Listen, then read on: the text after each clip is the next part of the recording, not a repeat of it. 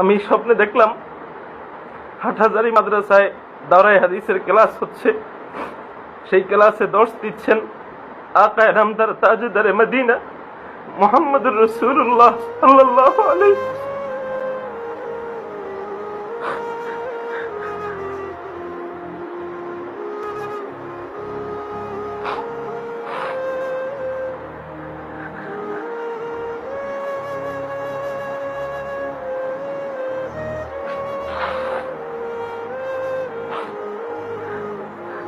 তো হুজুর আকরাম সাল্লাল্লাহু আলাইহি ওয়াসাল্লাম ক্লাস করাচ্ছিলেন।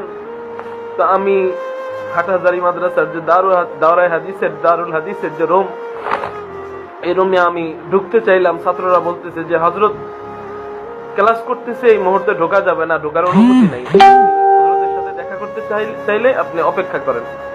তো আমি অনেক কান্নাকাটি করতেছি যে হযরতের সাথে আমি দেখা করব, হুজুর আকরাম সাল্লাল্লাহু আলাইহি ওয়াসাল্লামকে আমি দেখব, আমাকে যেতে দিন।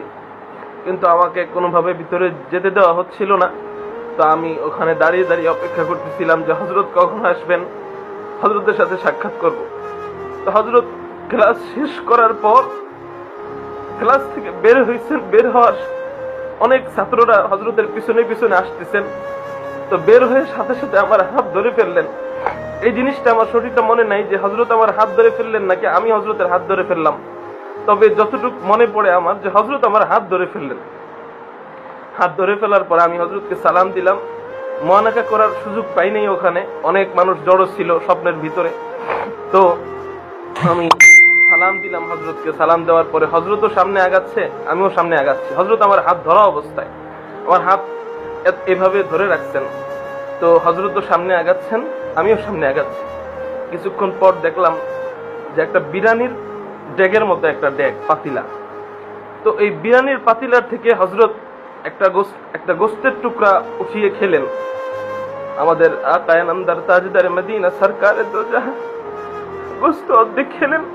খাওয়ার পরে বাকি গোস্তের টুকরা আমার হাতে দিলেন, বললেন এটা তুমি খাও। পরে আমার যতটুকু মনে পড়ে সেই গোস্তের টুকরা আমি খেলাম।